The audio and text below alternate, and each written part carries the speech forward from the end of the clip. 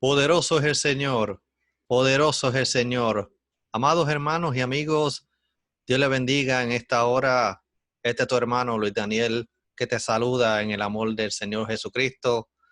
Bienvenidos a otra edición más de este estudio bíblico del libro de Apocalipsis, donde hemos estado recorriendo las distintas páginas que el Señor inspiró al apóstol Juan para que escribiera este libro que marca el fin de la era como nosotros la conocemos, el fin de los tiempos.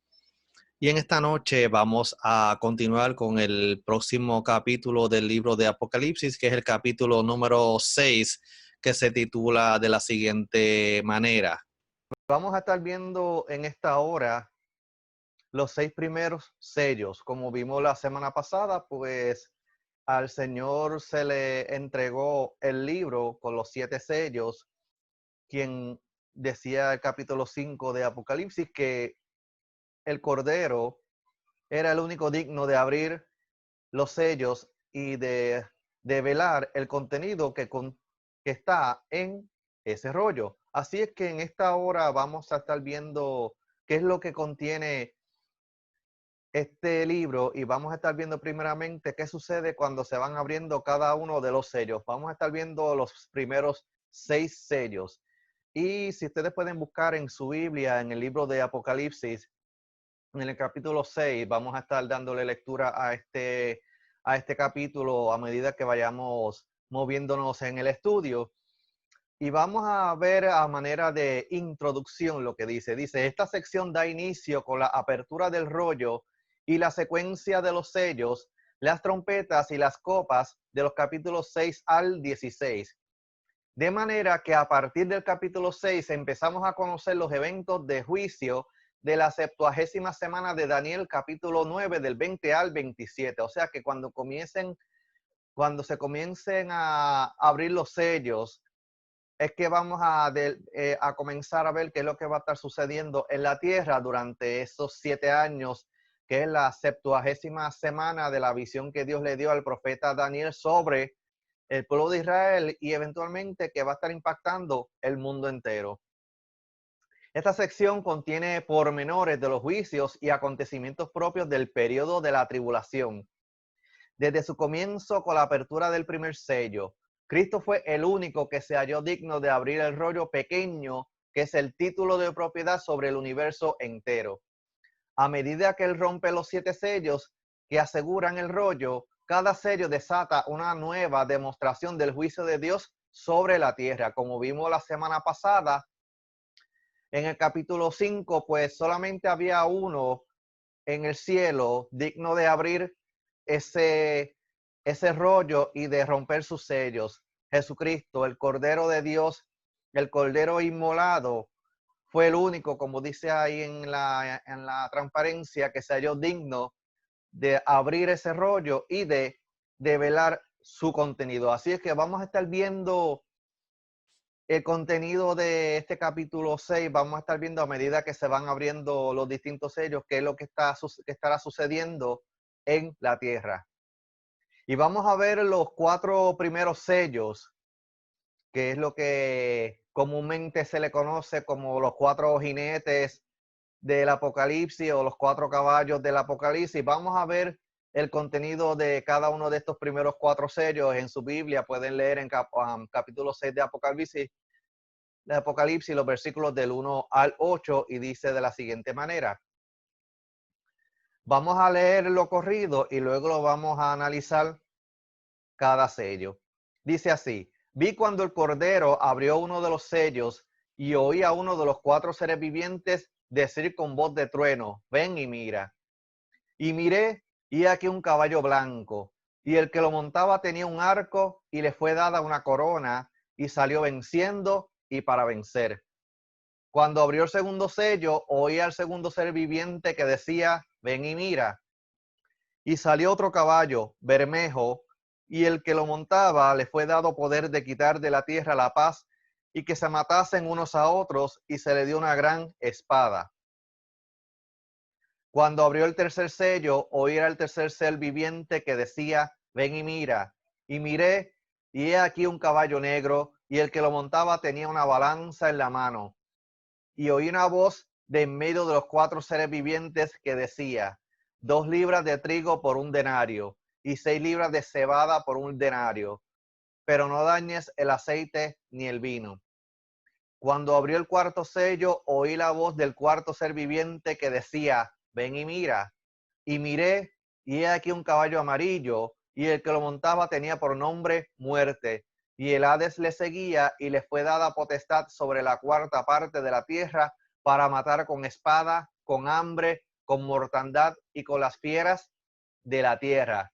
Le damos gracias a Dios por la palabra que ha sido leída en esta hora. Vamos a estar viendo primeramente el comienzo de la develación de los 7 sellos, y vemos en el versículo 1 que es cuando el Cordero comienza a abrir los 7 sellos. Dice en el versículo 1: vi cuando el Cordero abrió uno de los sellos, y oí a uno de los 4 seres vivientes decir con voz de trueno: ven y mira. Hay versiones de la Biblia que solamente aparece la palabra ven. ¿Qué es lo que nos da a entender esto? Esto da a entender que Jesucristo, quien comienza a abrir los sellos, y uno de los seres vivientes con voz de autoridad, por eso que dice en el versículo 1, con voz de trueno, le está dando la orden no a Juan, sino a cada jinete con su caballo, para que salga a cumplir su cometido. Aquí vamos a estar viendo cada vez que uno de los 4 seres vivientes ve que el Cordero, Jesucristo, rompe uno de los sellos, es cuando se le dice al caballo que va a salir en los primeros 4 sellos: ve y haz lo que te toca hacer sobre la faz de la tierra. Y vamos a ver el primer sello que aparece en el versículo 2. Lo vamos a mirar por partes. El apóstol Juan dice: y miré, y he aquí un caballo blanco. El caballo blanco nosotros normalmente se asocia con los reyes y dignatarios, quienes montaban estos caballos como señal de majestad real. Y si miramos más detalles sobre el jinete del caballo blanco, dice: y el que lo montaba tenía un arco. El arco siempre ha sido asociado con acción militar, pero a este jinete le fue dada una corona. Nos da a entender que este jinete no había sido rey anteriormente, sino que él estaba en ese momento asumiendo la categoría de rey. Y finalmente dice en el versículo 2: y salió venciendo y para vencer. Este jinete estaba a punto de iniciar una campaña de conquista. O sea que este primer jinete que aparece en el versículo 2 del capítulo 6, se le da una corona, ya él tenía un arco, y se le da la encomienda de salir a vencer, a conquistar. Pero vamos a ver un detallito de este primer jinete, que tal vez hay variedad de opiniones sobre la identidad del mismo. Y la pregunta es la siguiente: ¿a quién representa este primer jinete? Las opiniones de los intérpretes son numerosas y van desde los que creen que esta fue una representación de Jesús hasta los que piensan que se trata del Evangelio. Existen por lo menos 9 sugerencias tocantes a la identidad del jinete. No vamos a entrar en detalles sobre todas esas opiniones. Nos vamos a enfocar más en las 2 más populares, que han sido las que identifican a dicho personaje, al jinete, con Cristo, y la que la identifican con el falso Mesías o con el anticristo. De estas 2 opiniones más populares, vamos a estar viendo cuál es la más que se acerca a la realidad de la identidad de este primer jinete. Y la respuesta es: el jinete del caballo blanco es el anticristo, y aquí vamos a mencionar algunas razones por las cuales el jinete del caballo blanco no puede ser Cristo, pero sí es el anticristo. Número 1, la única similitud en la identificación de este jinete con Cristo y con el anticristo es que en Apocalipsis 6:2 y 19 del 11 al 16, ambos cabalgaban sobre un caballo blanco. Es la única identidad en común que estaba entre Cristo y Anticristo. El color blanco de paz sugiere que este líder iniciará una campaña pacífica para someter estratégicamente a los judíos bajo su autoridad. No obstante, cuando estos se nieguen a recibirlo como su Mesías, él se lanzará contra ellos con toda su furia. Para más referencia, vamos a mirar, que lo vimos en la introducción, la visión de las 70 semanas que Dios le dio al profeta Daniel, especialmente ese versículo que nos habla sobre lo que va a suceder durante la semana número 70, cuando ese personaje va a empezar con paz, pero a mitad de semana va a romper ese trato de paz.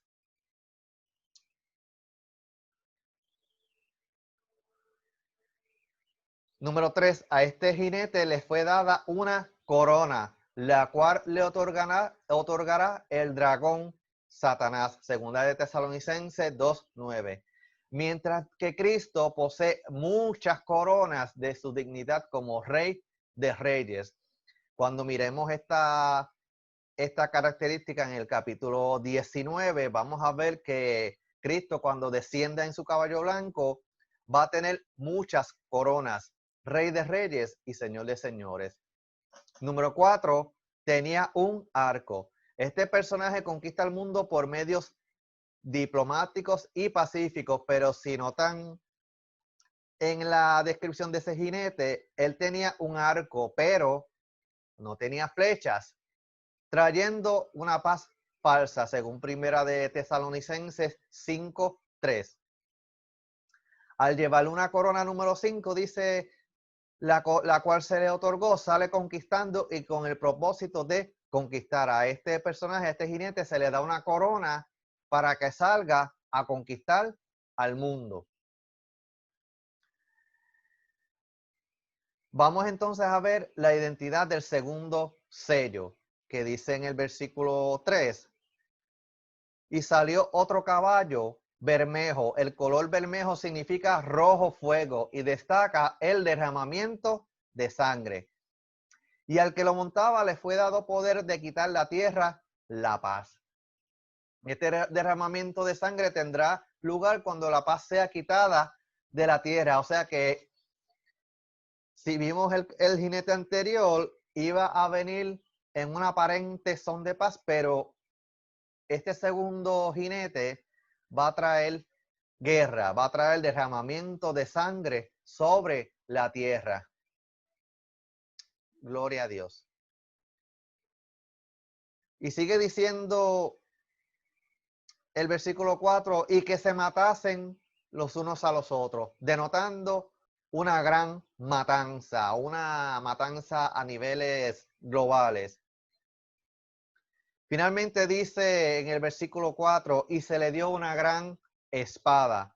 Esto apunta a la violencia y al derramamiento de sangre que caracterizarán las actuaciones de los hombres en los días que precederán la segunda venida de Cristo. Sabemos que no solamente estamos viendo violencia en estos tiempos finales, sino que habrá mucho más violencia durante los tiempos antes de la segunda venida visible de Jesucristo. Como mencionamos anteriormente, la segunda venida de Cristo está dividida en dos fases. La primera fase, que es el arrebatamiento de la iglesia, y la segunda fase es cuando Jesucristo descienda en su forma visible y, como dice la Biblia, todo ojo le verá.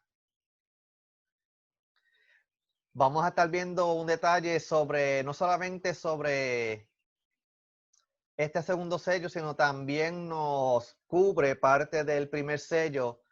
En Daniel 7:21 dice, cuando Daniel estaba teniendo la visión de las 4 bestias y notó algo en particular sobre esta cuarta bestia, y dice, y veía yo que este cuerno hacía guerra contra los santos y los vencía. Si fuéramos a estudiar en detalle la visión de las 4 bestias que tuvo el profeta Daniel, nos está hablando de 4 imperios que se levantarían comenzando con el imperio de Babilonia, luego con el imperio persa, luego con el imperio griego y finalmente con el imperio romano, pero que de ese cuarto imperio se levantaría un cuerno en particular y el cuerno se asocia con reino.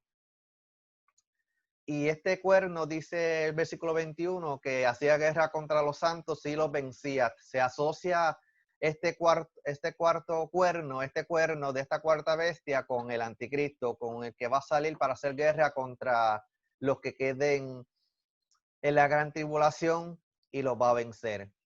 En el Nuevo Testamento tenemos Primera de Tesalonicenses 5:3 que dice que cuando digan paz y seguridad, entonces vendrá sobre ellos destrucción repentina como los dolores a la mujer encinta y no escaparán.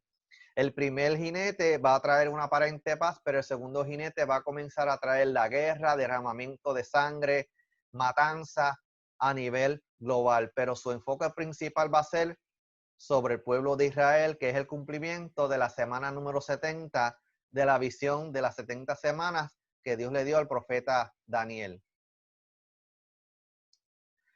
El versículo 5 de Apocalipsis 6 habla del tercer sello, que es el caballo negro. Dice, y miré y aquí un caballo negro. El color negro es símbolo de calamidad y sufrimiento, especialmente para los que cuentan con menos recursos para subsistir.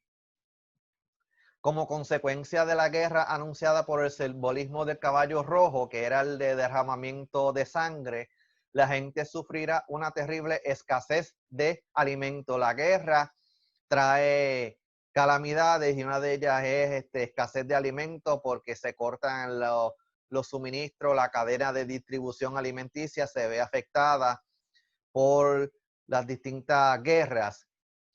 Y esto lo confirmamos en ese mismo versículo 5, dice, y el que lo montaba, hablando de ese jinete, tenía una balanza en la mano. La balanza en la mano no es otra cosa que una clara indicación de restricciones y limitaciones impuestas por el sistema administrativo del anticristo. No solamente lo vamos a estar hablando aquí ahora, si lo vamos a estar viendo en más detalle en el capítulo número 13, que es cuando se imponga un sistema para que todo aquel que viva en la tierra no pueda comprar ni vender si no se pone una identificación en un lugar específico en el cuerpo humano. En el versículo 6 dice, siguiendo hablando sobre el tercer sello, y oí una voz en medio de los cuatro seres vivientes que decía, o sea, que esa voz que Juan escuchó procedía del trono de Dios. Tenemos que recordar que los cuatro seres vivientes estaban alrededor del trono, que son los que junto con los 24 ancianos, como vimos en el capítulo 4, estaban dirigiendo la alabanza al Dios Todopoderoso y al Cordero que es digno de abrir el contenido de ese libro. Dios tiene control de todas las cosas que suceden. Lo ha tenido desde el pasado, lo ha tenido en el presente y lo tendrá en el futuro. Hay un siervo que dice que para Dios el futuro es historia.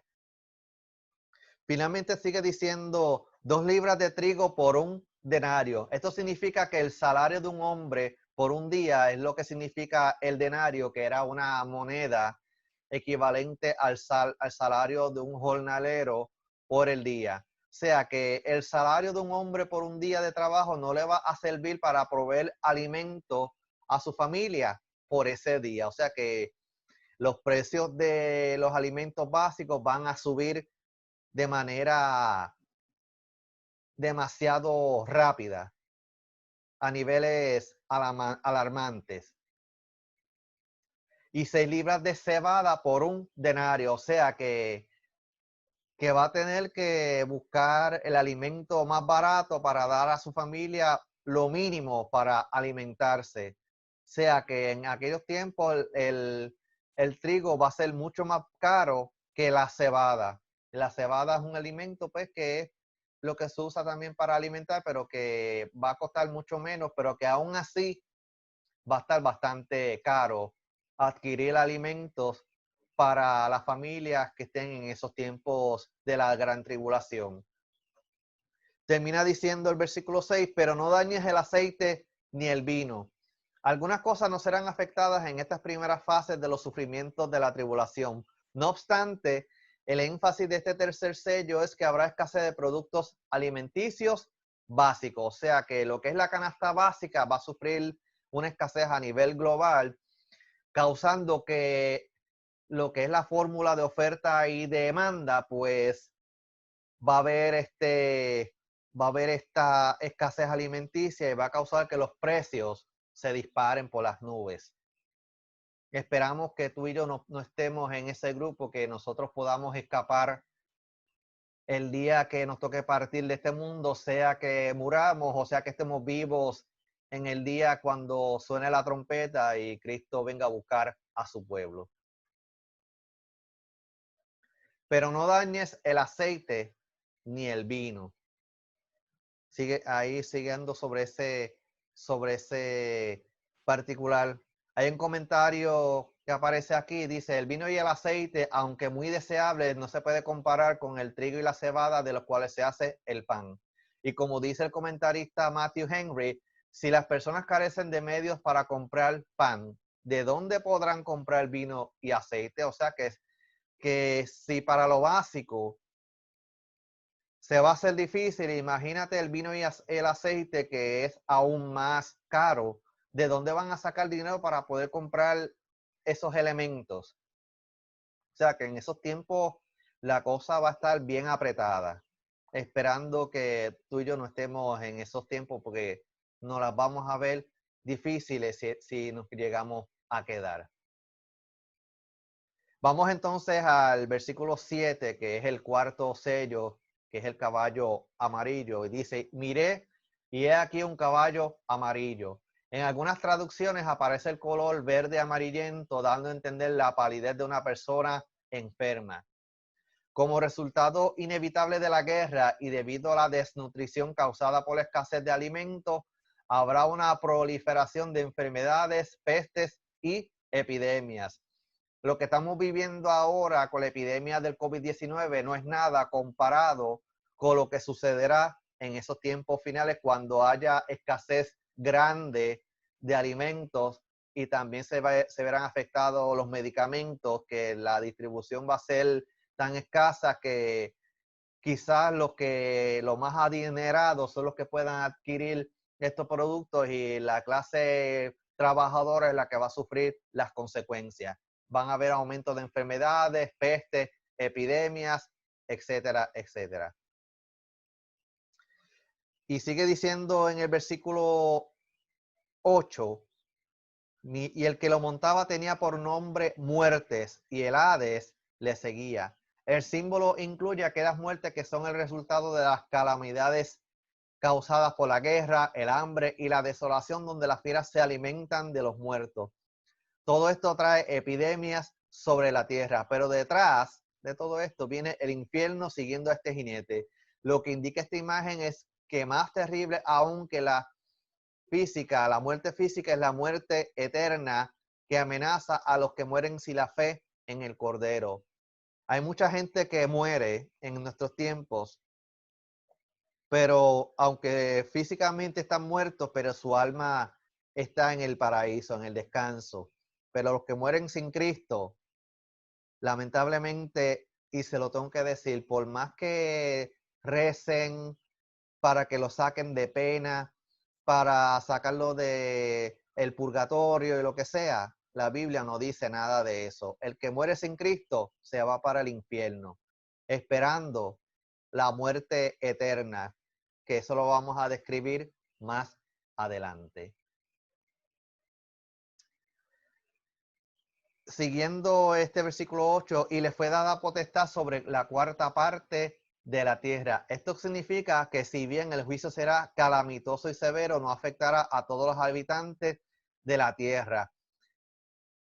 Tenemos que ver que el enfoque principal de este apocalipsis, unido a la profecía de Daniel, va a ser con el pueblo de Israel, pero que se va a afectar el mundo entero, pero que va a haber algunos lugares que se van a afectar más todavía. Y esta potestad le fue dada para matar con espada, con hambre y con mortandad. Será con guerras, hambres, pestilencias, enfermedades y con las fieras de la tierra. O sea, que la escasez de alimento para los animales, tanto domésticos como salvajes, hará que estos ataquen a los humanos como nunca. O sea, que vamos a ver una proliferación de animales, los domésticos, pero más bien los salvajes, que son los que se alimentan de carne, atacando a los humanos, porque no va a haber que alimentos para ingerir, para consumir, y se van a rebelar. Esto va a ser un caos en esos tiempos de la gran tribulación. Vamos entonces a continuar. Vamos a ver el quinto y el sexto sello. Nos dice 2 sellos más, los mártires y las catástrofes. Vamos a leer en la Biblia Apocalipsis 6 del 9 al 17.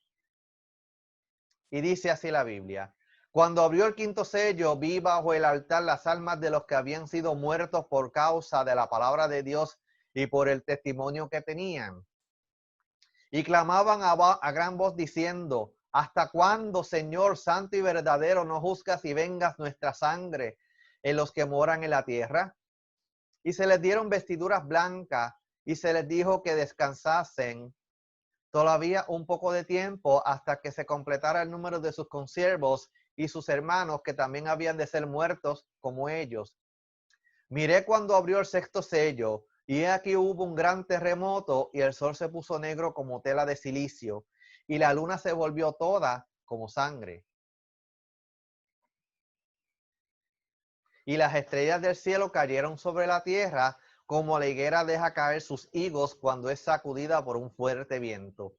Y el cielo se desvaneció como un pergamino que se enrolla, y todo monte y toda isla se removió de su lugar.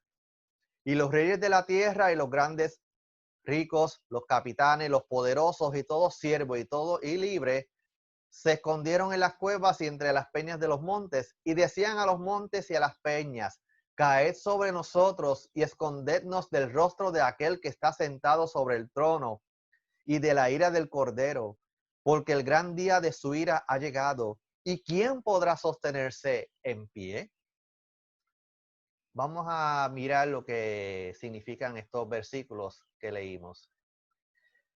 En el versículo 9 nos habla del quinto sello, que es el clamor de los mártires de la tribulación. Dice: cuando abrió el quinto sello, vi bajo el altar las almas de los que habían sido muertos por causa de la palabra de Dios y por el testimonio que tenían.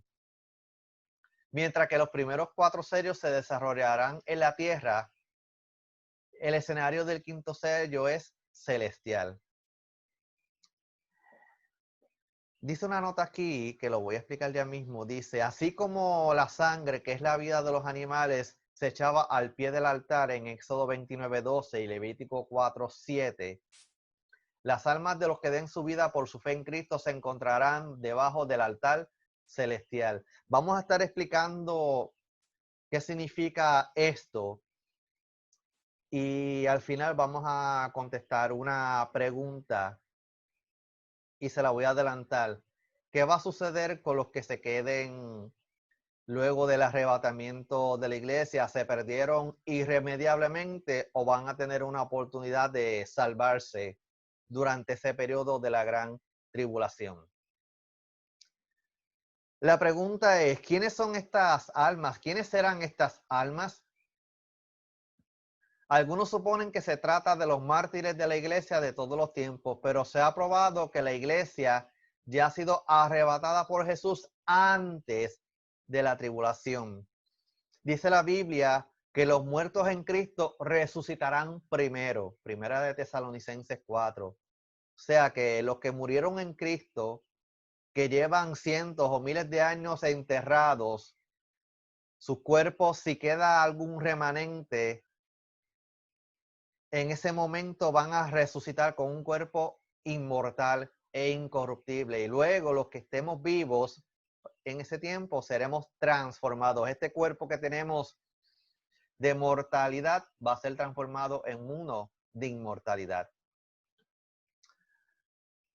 ¿Habrá convertidos durante la tribulación? Después del rapto de la iglesia, el evangelio del reino será predicado, seguirá siendo predicado. Este testimonio producirá la conversión de muchos.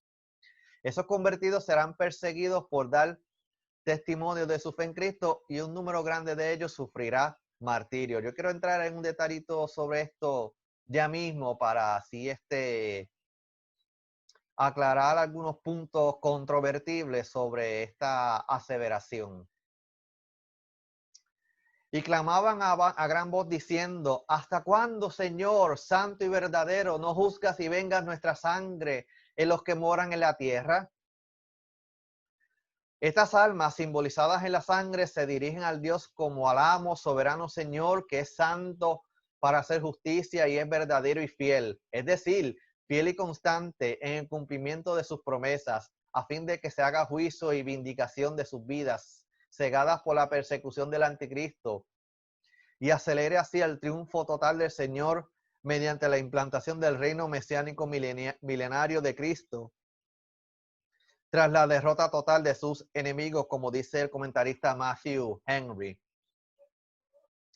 Esto lo vamos a explicar también un poquito más en detalle en el capítulo 13, pero quiero adelantarle que durante esos tiempos va a haber gente que morirán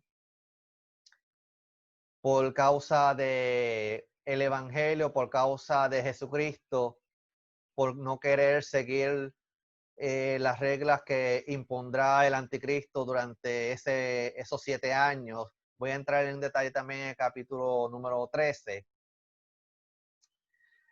Pero quiero dejarlo de la pregunta que le traje ahorita de qué sucederá con los que se queden de la iglesia durante el periodo de la gran tribulación para el final, para aclarar unos puntos. Pero sí va a haber conversión durante ese periodo y gente morirá por causa de Cristo y sus almas estarán ahí esperando, que lo vamos a ver también en el capítulo número 20. Y se les dieron vestiduras blancas. Las vestiduras blancas son símbolo de justicia, la que recibirán de Cristo por ser de Él. Estas vestiduras blancas que cada uno llevará son confirmación de su salvación. Gloria a Dios. O sea, que esta gente que muera durante la gran tribulación recibirán también vestiduras blancas. Y se les dijo que descansasen todavía un poco de tiempo hasta que se completara el número de sus consiervos y sus hermanos que también había de ser muertos como ellos. Esto es del versículo número 10. Esta frase da a entender que habrá un segundo grupo de mártires. El primer grupo sufre durante la primera mitad de la gran tribulación a causa de su testimonio, mientras que el segundo grupo padece por negarse a someterse a la bestia y adorar su imagen durante los años finales de la tribulación. O sea que va a haber mártires durante esos 7 años de la gran tribulación que van a dar su vida por causa de Cristo y por negarse a adorar la bestia, a adorar su imagen, que lo vamos a ver en detalles en ese capítulo 13, y por negarse también a someterse a el sistema económico que se impondrá durante ese periodo de la gran tribulación. Vamos entonces, lo que leímos anteriormente fue del versículo 11. Vamos entonces al versículo 12, que es el sexto sello, que son las catástrofes cósmicas. Dice el versículo 12, miré cuando abrió el sexto sello. Aquí puse 2 comentarios, tanto de William Calderón como de Evis Carballosa. El primero dice: es fácil reconocer que con la apertura del sexto sello empieza la segunda mitad de la semana 70 de Daniel, cual se le conoce como la gran tribulación. Hay muchos que dicen que los 7 años de la gran tribulación se divide en dos partes. La primera mitad, que es los primeros 3 años y medio, se llama la tribulación, pero que la segunda mitad son los 3 años y medio, que es como la gran tribulación. Evis Caballosa dice: los acontecimientos producidos por la apertura del sexto sello probablemente tienen lugar al final mismo de la primera mitad de la semana 70 de Daniel. Obsérvese que en el quinto sello los mártires de la tribulación son ejecutados en la primera mitad de la tribulación y el sexto sello está estrechamente relacionado con el quinto. Cuando nosotros miramos el panorama completo de en qué orden, y tal vez algunos se preguntan, pero en qué orden van a ocurrir estos eventos, mira, yo lo voy a hacer honesto. El orden como tal aquí no es importante. Lo importante es, primeramente, que tú y yo escapemos de lo que va a suceder sobre la faz de la tierra una vez la iglesia sea quitada. Ese debe ser nuestro enfoque principal, porque independientemente del orden que se den estos eventos, pero que sí va a haber caos aquí en la tierra. Que el que se quede se las va a ver negras. Y literalmente va a tener que poner su cabeza en el picador para poder salvarse. Eso lo vamos a explicar después.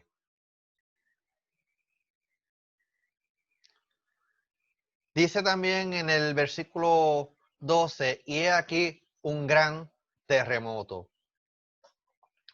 Estos fenómenos asombrarán a la ciencia, ya que los terremotos suelen ser locales, como lo que hemos estado viviendo en Puerto Rico desde finales de diciembre. Pero en esta ocasión es mundial, lo cual no tiene explicación científica. Este terremoto será, sin embargo, sobrepasado por otro que vendrá al final de la tribulación, que lo explicaremos en el capítulo 16 de Apocalipsis. El incremento en número e intensidad de estos fenómenos por todas partes del mundo han hecho que varios admitan que se desencadene un sismo global subterráneo. Los científicos están diciendo que la Tierra está cocinando un sismo a nivel mundial y eso va a suceder durante el periodo de la gran tribulación, durante los 7 años. ¿En qué momento sucederá estos eventos? Esperamos que tú y yo no estemos ahí para enterarnos. Lo que sí queremos es asegurar de que nosotros podamos escapar de este mundo y que los que se queden en la tierra, pues ahí se enterarán cuándo es que va a ocurrir. Mateo 24:7 nos habla de las distintas cosas que no solamente estamos viviendo en estos tiempos, sino que sucederán multiplicados en esos tiempos finales. Sigue diciendo el versículo 12, y el sol se puso negro como tela de silicio y la luna se volvió toda como sangre. Los fenómenos que se anuncian serán el resultado de explosiones, incendios e inmensas nubes de polvo y ceniza volcánica. Sabemos que cuando tiemble la tierra, pues las placas se van a alterar, los volcanes que algunos estaban dormidos o inactivos se activarán. Van a haber volcanes, van a haber caos, que va a causar una nube enorme que literalmente va a bloquear la luz solar sobre la Tierra. Hubo un terremoto hace unos años que así mismo sucedió, que bloqueó la luz solar sobre una parte del mundo y causó incluso cancelaciones de vuelos, y esa nube pues se extendió por varios cientos de millas en ese lugar. El color negro como tela de silicio se asociaba con tristeza, desesperación y muerte en los tiempos bíblicos. Cuando una persona estaba en sufrimiento, rompía sus vestiduras y se vestía con tela de silicio, asociándose de que está desesperado, está de luto, está triste. La superficie de la luna adquirirá un color rojizo similar a los eclipses totales de la luna. Cuando uno mira los eclipses totales de la luna, que es cuando la sombra de la Tierra se interpone entre la luz solar y la luna, que es la que refleja dicha luz, pues adquiere un color rojizo, que es una característica de estos eclipses totales de la luna. Si miramos la cita de Joel 2:30 y 31, luego de que el profeta habla sobre el derramamiento del Espíritu Santo sobre toda criatura, ahí menciona que el sol se tornará negro como silicio y la luna se volverá roja como sangre, dando a entender qué es lo que va a suceder en esos tiempos finales. Dice en el versículo 13, y las estrellas del cielo cayeron sobre la tierra, Cuando aparecen mencionados el sol y la luna, que obviamente se deben interpretar al pie de la letra, o sea que el sol y luna literales, como tú y yo lo conocemos. Las estrellas también deben ser tomadas de este modo. Así es que a partir de ese momento veremos acontecimientos catastróficos en forma de meteoritos de todos los tamaños y dimensiones golpeando la Tierra. Hay veces que se anuncian lluvia de estrellas fugaces. Pues en esos tiempos, pues las estrellas fugaces van a ser más frecuentes y muchos de ellos van a caer en la Tierra. Los meteoritos van a caer sobre la Tierra en esos tiempos, que va a causar caos. Si caen sobre el mar puede causar mega tsunamis, si caen sobre la Tierra van a causar cráteres, destrucción por al atravesar la barrera de sonido, lo que en inglés se le llama un sonic boom, pues va a causar esa explosión incluso antes de impactar la Tierra, como sucedió una vez en Rusia, que un meteorito cuando iba cayendo explotó en el cielo y ese boom causó esa onda que se rompieran las edificaciones, los cristales, causando caos sobre ese lugar. Y está comparando esto como la higuera deja caer sus higos cuando es sacudida por un fuerte viento. Juan compara el fenómeno con la caída de los higos verdes que brotan en las higueras demasiado tarde para madurarse antes del invierno y por tanto caen cuando el fuerte viento sacude la higuera. La higuera es un alimento común en esa tierra de Israel y cuando ya llega a su punto, pues el viento la sacude y como ya está bastante flojita, pues de cualquier viento fuerte, pues ese higo cae a la tierra. Así lo va a estar comparando cuando suceda lo de la caída de los cientos y miles de meteoritos sobre la faz de la tierra. El versículo 14 dice, todavía estamos en el sexto sello, las catástrofes cósmicas. Y el cielo se desvaneció como un pergamino que se enrolla. Algo nunca visto antes ocurrirá en el sistema solar. Quizá los mismos ejércitos celestiales, con el Señor Jesús a la cabeza, producirán un efecto sobrecogedor que hará que estas cosas que leemos en el sexto sello se cumplan. Se habla del primer cielo al anillo atmosférico que rodea la Tierra. Nosotros sabemos que nuestro planeta Tierra tiene un anillo protector que es la capa de ozono, que es la que nos protege de los meteoritos, que muchos de ellos cuando entran a la atmósfera pues se desintegran. Pero al desaparecer este anillo protector será lo que dará lugar a la lluvia de meteoritos y de otros elementos siderales que caerán sobre la Tierra. Y no solamente eso, sino también veremos un aumento en la radiación solar, que esos rayos ultravioletas van a estar impactando directamente la Tierra. Vamos a ver un poquito más en detalle en unos capítulos que nos habla sobre el aumento de la temperatura de la Tierra por los rayos solares.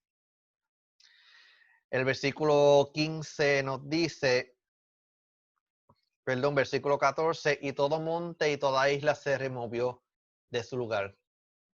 A causa del caos cósmico que se producirá por la caída de los astros a la Tierra, por ese terremoto y otras razones, o sea, tsunamis, el mar engullirá literalmente las islas y los montes caerán.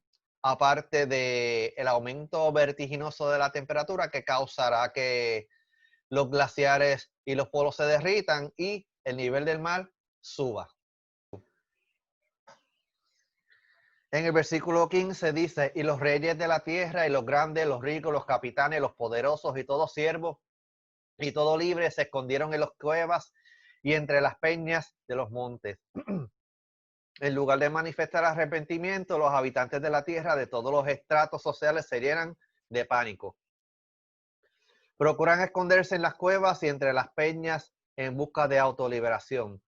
Lo paradójico es que esas cuevas serán sacudidas hasta ser derribadas por el fuerte terremoto que tendrá lugar en ese tiempo de juicio. O sea, los reyes tratando de esconderse en las cuevas, pero allí también le vas a alcanzar la destrucción porque el terremoto va a ser tan fuerte que los montes, las cuevas se van a derrumbar. En vez de que ellos decidan entregarle su vida a Cristo y arrepentirse para poder escapar de lo que queda, simplemente se esconden. Pero allí les va a alcanzar el caos. Pero siguen diciendo en el versículo 16, y decían a los montes y a las peñas, caed sobre nosotros y escondednos del rostro de aquel que está sentado sobre el trono y de la ira del Cordero, porque el gran día de su ira ha llegado, y ¿quién podrá sostenerse en pie? Wow. Al ver a Dios sentado en el trono, todos los seres humanos, grandes y pequeños, se aterrorizarán y clamarán que las montañas caigan sobre ellos, de modo que no tengan que enfrentarse al juicio del Cordero. O sea que, como quien dice, ellos están pidiendo clemencia.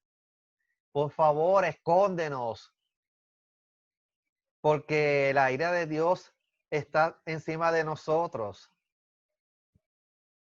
Pero la actitud de ellos debió haber sido de arrepentimiento, de entrega, para así poder alcanzar la misericordia de Dios.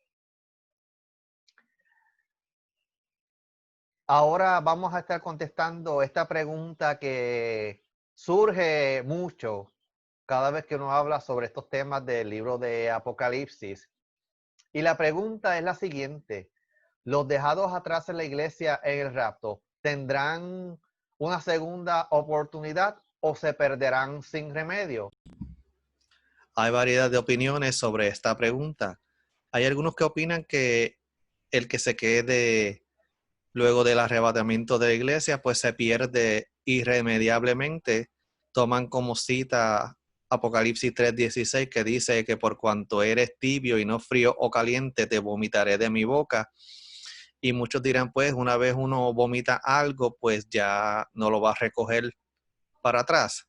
Hay otros que dicen, pues puede ser que tengas una oportunidad más de salvarte, pero tendrás que dar tu vida porque tendrás que negarte a seguir el gobierno del anticristo, negarte a que te pongan la marca de la bestia, que lo veremos en el capítulo número 13. Pero la respuesta que yo quiero darte en esta hora es la más sincera. ¿Qué es mejor salvarse ahora? Dice la Biblia, buscar a Jehová mientras pueda ser hallado, llamadle en tanto está cercano. ¿Quién te garantiza que si te quedas luego del arrebatamiento de la iglesia puedas salvarte? ¿Quién te lo garantiza? Porque es ahora mismo y las cosas están difíciles y tenemos al Espíritu Santo. Imagínate cuando el Espíritu Santo ya no esté con nosotros, cuando te pongan en una situación donde tienes que escoger entre negar a Cristo para poder recibir alimento para ti y tu familia, o seguir detrás de Cristo, seguir tras los pies de Jesucristo y arriesgarte a que no puedas alimentarte ni tú ni tu familia. Así es que yo te diría que busquemos al Señor mientras Él puede ser hallado de todo corazón, mantenernos agarraditos de Él todo el tiempo, procurar mantener esta salvación con temor y temblor. Así es que pídele a Dios que te dirija en tu vida. Y amigo que me escuchas, si aún no has entregado tu corazón al Señor, hazlo en esta hora, hazlo en este momento, porque no hay garantía de que puedas incluso ver el día de mañana. Vamos a darle gracias a Dios por esta oportunidad que nos ha dado de estudiar el capítulo 6 de Apocalipsis. La próxima semana continuamos con este libro, con este estudio, para así seguir instruyéndonos en la palabra del Señor. Vamos a orar. Señor y Padre Celestial, te damos gracias en esta hora porque una vez más has permitido que tu siervo lleve el pan de la enseñanza por medio de estos medios a los hermanos, a los amigos que nos han estado viendo en estas pasadas semanas y en esta noche, Señor. Ayúdame, Señor, a transmitirlo tal y como está escrito en tu palabra y para que las vidas reciban el mensaje que tú tienes para cada uno de nosotros. Te lo pedimos en el nombre poderoso del Señor. Amén y amén. Hasta aquí, Dios le bendiga. Tu hermano Luis Daniel que te saluda y le da gracias a Dios y a cada uno por haber estado en sintonía durante esta hora en este estudio del libro de Apocalipsis.